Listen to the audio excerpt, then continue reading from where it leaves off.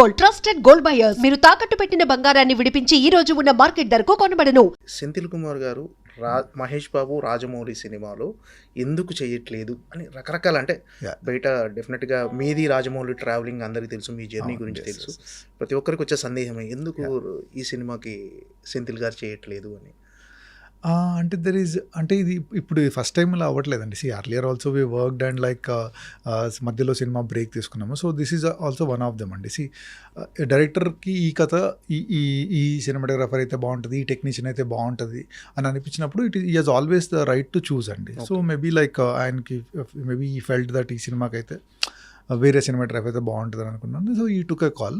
So they earlier informed like అంటే next సినిమాకి ఇలా ట్రై చేస్తున్నామని. సో దట్ ఈస్ ఫైన్ అండి. That should not be an issue at all. అంటే సెంథిల్ గారు అంటే రాజమౌళి గారు ఆస్థాన కెమెరామెన్ అంటారు. సో ఈ ఆస్థాన కెమెరామెన్ కంటే ఈ సినిమాకి అంటే ఈ మీ కన్వర్జేషన్ అంటే రాజమౌళి గారు ఎలా దాన్ని మీకు కన్వే చేశారు సార్, ఈ సినిమాకు మనం వేరే కెమెరామన్తో వెళ్తున్నాము అని చెప్తాను. అంటే రాజమౌళి గారు చెప్పలేదండి. లైక్ అంటే లైన్ ప్రొడ్యూసర్ వల్లి గారు కాల్ చేసి ఇలా చెప్పారు. సో దట్ ఈజ్ ఓకే అండి. అంటే అదే చెప్తున్నాను కదండి. ఇట్స్ లైక్ అంటే ఇది ఫస్ట్ టైం కాదండి. అంటే ముందు కూడా లైక్ 2-3 సినిమాలు స్టార్ట్ చేసిన తర్వాత like we had gaps in between. So this is one of those gaps అండి. సో దట్ షుడ్ నాట్ అంటే దానికి ఏదో మనము మీరు నన్ను అడిగేసి నేను ఏదో చెప్పేసి అలా that is not a big issue అండి. అంటే ఇంతకుముందు మర్యాద రామన్న, విక్రమార్కుడు, నెక్స్ట్ ఈ సినిమా మొత్తం 12 సినిమాల్లో 9 సినిమాలు మీరు చేశారు రాజమౌళి గారు.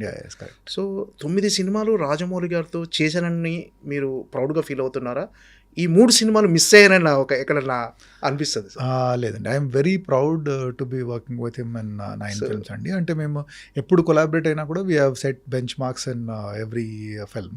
So definitely like I'm very proud of doing all that films with him. అంటే ఫస్ట్ ఫిల్మ్ నుండి అంటే ఈజ్ అ గ్రేట్ డైరెక్టర్ అండి. There is no discussion and doubt about it.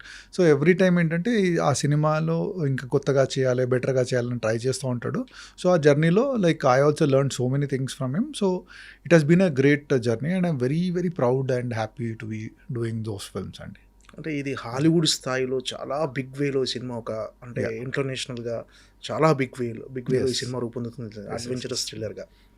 అంటే ఈ సినిమా దీని గురించి మీకు ఏమైనా తెలుసారా? అంటే ఈ సినిమా సబ్జెక్ట్ గురించి కానీ ఎలా ఉండబోతుంది, ఇమాజినేషన్ అంటే రాజమౌళి గారి సినిమా అనగానే ఎలా ఉండబోతుంది అని అందరికీ తెలుసు, బట్ ఈ సినిమా ఎలా ఉండబోతుంది అనేది మీకు ఏమన్నా? అంటే అది వాళ్ళ టీమ్ మెంబర్స్ చెప్తే బెటర్.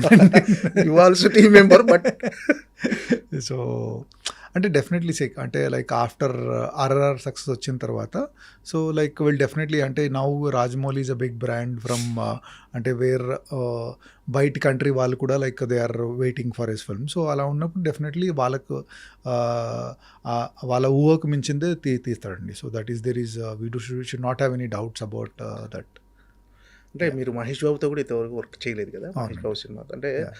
సో రాజమౌళి గారి డైరెక్షన్ అనేది ఒక రీజన్ అయితే మహేష్ బాబు గారి సినిమా కూడా మిస్ అయ్యానని ఎక్కడన్నా అంటే అలా ఎప్పుడు అండి మనకు వచ్చేది మనకు వస్తుందండి. సో లైక్ అది మిస్ అయ్యామని బాధ పడడం doesn't make any sense to me అండి.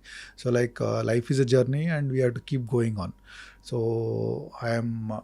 I wish them all the best and I'm like happy that okay like ఆ సినిమా తర్వాత నెక్స్ట్ మళ్ళీ ఛాన్స్ వస్తే కలిసి చేయొచ్చు.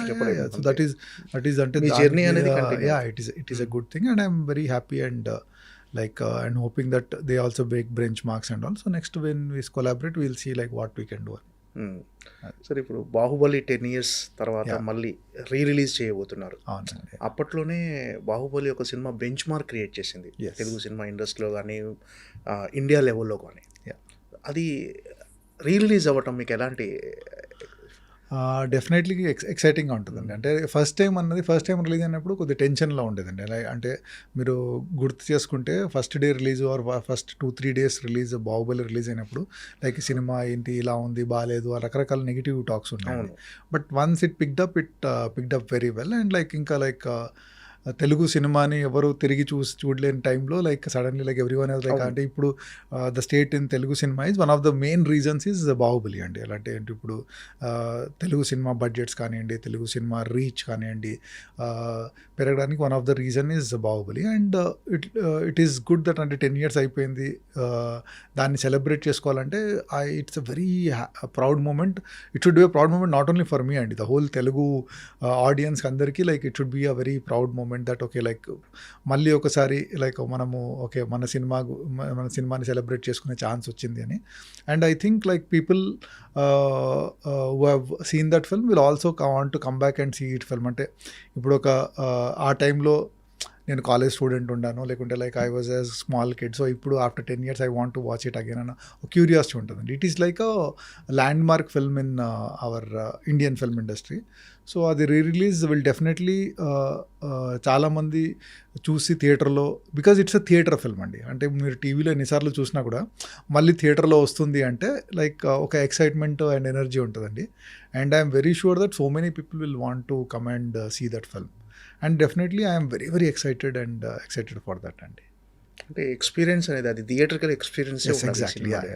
సో రీ రిలీజ్ అనేది పర్ఫెక్ట్గా అంటే దీన్ని 2 parts కలిపి 3.5 hours సార్ నడివి ఇప్పుడు ఎగ్జాక్ట్లీ తెలియదండి, but it will be more than 3.5 hours అండి, more than 3.5 hours. So 2 parts కలిపి లైక్ ఎడిట్ చేసి, అంటే కొన్ని సీన్స్ తీసేసి, కొన్ని scenes we are trying to add some scenes in that. So అలా ముందు చూడని సీన్స్ కూడా కొన్ని యాడ్ చేసి, సో ఒక proper I think more than 3.5 hour film we are trying to launch, and definitely it will be a very interesting watch అండి. కొత్త blogs కానీ కొత్త సీన్స్ యాడ్ చేసి కొన్ని సీన్స్ ముందు షూట్ చేసామండి, బికాజ్ ఆఫ్ సమ్ ఎడిట్లో వేయలేకపోయాము. సో అది ఇప్పుడు ఇలా 2 పార్ట్ కలిపినప్పుడు అలాంటి సీన్స్ ఉంటే బాగుంటుందని ఒక అవసరం కనిపించినప్పుడు, so we are adding few scenes. అంటే మీ ఇన్పుట్స్ ఏమున్నాయి సార్ ఇప్పుడు దీన్ని 1 partగా చేయటంలో కానీ? ఇన్పుట్స్ మేజర్లీ లైక్ అంటే లైక్ ఇప్పుడు ఏమీ లేదండి. సో వన్స్ దట్ అంటే ఒకసారి మనము ఈ అడిషన్ చేసిన తర్వాత పోస్ట్ వర్క్ చేస్తాం కదండి. సో పోస్ట్ వర్క్లో I will have some work doing it అండి. So it is more of edit call అండి. ఇప్పుడు అంటే 2 సినిమాలు ఎడిట్ చేయడం, ఎందుకంటే తీసేయడం అదంతా కూడా ముందు తీసామండి.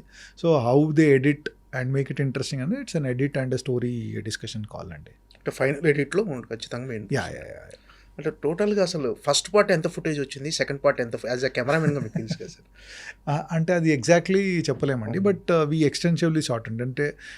అంటే అది షూట్ చేస్తున్నప్పుడు అంటే ఒక బెంచ్ మార్క్ ఫిల్మ్ లాగా చేయాలి అంటే, ఎందుకంటే అప్పటి వరకు ఆ లెవెల్ ఆఫ్ బడ్జెట్లో ఎవరు షూట్ చేయలేదండి. సో వీఆర్ లైక్ అంటే ఎక్కడ కూడా ఏది మిస్ కావద్దు, బెటర్గా షూట్ చేయాలని we try to shoot as much as possible అండి. బట్ అలా అని పిచ్చిగా ఏదో అవసరం లేని ఎప్పుడూ షూట్ చేయలేదండి. సో ఏది అవసరమో, కానీ ఆ షార్ట్ ఇంట్రెస్టింగ్ ఎలా తీయాలని చేసామండి. So I exactly don't know, but అంటే ఎడిట్ కంటే కొద్దిగా ఎక్కువ వచ్చి ఉంటుందండి. నాట్ లైక్ అంటే డబుల్ ఆర్ అలా కాకుండా మేబీ ఫ్యూ మినిట్స్ ఎక్కువ అలా వచ్చి ఉంటుందండి ఫైనల్ ఎడిట్లో. అంటే బిఫోర్ షూట్ అంటే ఈ సినిమా స్టార్ట్ అవ్వక ముందుకు బాహుబలి 1 ఎన్ని వండర్స్ క్రియేట్ చేస్తారని ఎవరు ఎక్స్పెక్ట్ చేయరు. డెఫినెట్గా మంచి సినిమా చేస్తున్నాం, ఏదో ఒక తెలుగు సినిమాకు కొత్తగా ఉండేటట్టు తెలుగు సినిమా స్థాయిని పెంచే సినిమా అని ముందే ఎక్స్పెక్ట్ చేసి ఉంటుంది సినిమా. మీకు ఈ ఫస్ట్ షాట్ గుర్తుందా సార్? మీరు మీ కెమెరాలో షూట్ చేసిన ఫస్ట్ షాట్ యాజ్ ఎ సినిమాటోగ్రాఫర్గా? Baahubali first shot most difficult question, అసలు గుర్తులేదు యాక్చువల్లీ. అంటే ఆల్మోస్ట్ 15 years అవుతుంది, because 5 years in the making it was. So actually I don't remember అండి. బట్ యాక్చువల్లీ మీరు అడిగింది కరెక్ట్, గుర్తు చేసుకోవాలి యాక్చువల్లీ ఒకసారి ఎలా ఏంటి అని, because definitely it's a land mark thing.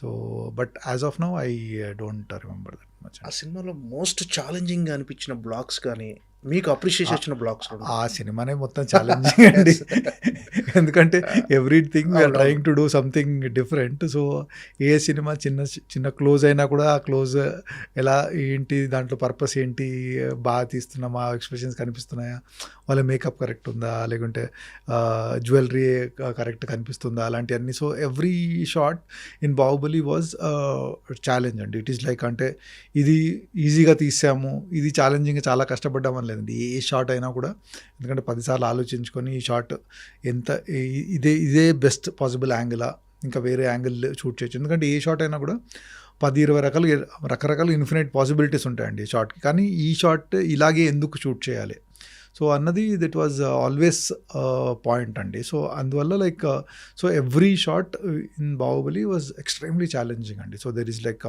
అంటే సో ఒక్క షాట్ ఒక సీన్ అనే చెప్పలేమండి. లైక్ ఇఫ్ మీరు ఏ సీక్వెన్స్ తీసుకున్నా, వాటర్ ఫాల్ తీసుకున్నది, వాళ్ళు లైక్ కట్టప్ప బాహుబలిని చంపడం తీసుకున్నా కూడా, లైక్ వార్ సీక్వెన్స్ తీసుకున్నా కూడా, సో వాళ్ళ ఏంటిది మహిష్మతి ప్యాలెస్లో సీక్వెన్స్ తీసుకున్నా కూడా, so everything had their own challenges అండి దాంట్లో.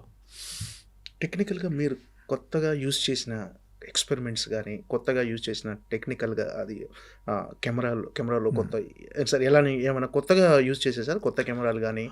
ఆ సినిమాకి నేను అప్పటి వరకు ఏంటంటే లైక్ ఈగా వరకు డిజిటల్ నెగిటివ్లో షూట్ చేశాను, నెగిటివ్ ఫిల్మ్లో షూట్ చేశాను. So for the first time Baahubali was the first film నేను డిజిటల్లో షూట్ చేశానండి. అంటే అంతకుముందు డిజిటల్ కెమెరాస్ ఉన్నాయండి, బట్ నాకు టెస్ట్ చేసినప్పుడు అంత క్వాలిటీ బాగా అనిపించలేదండి. సో లైక్ వన్స్ ఈ ఆరీ కంపెనీ వాళ్ళు అలెక్సా అనే కెమెరాని లాంచ్ చేశారు అప్పుడు. సో అది చూసిన తర్వాత I felt like almost quality is as good, అంటే నెగిటివ్ దగ్గరలో ఉంది.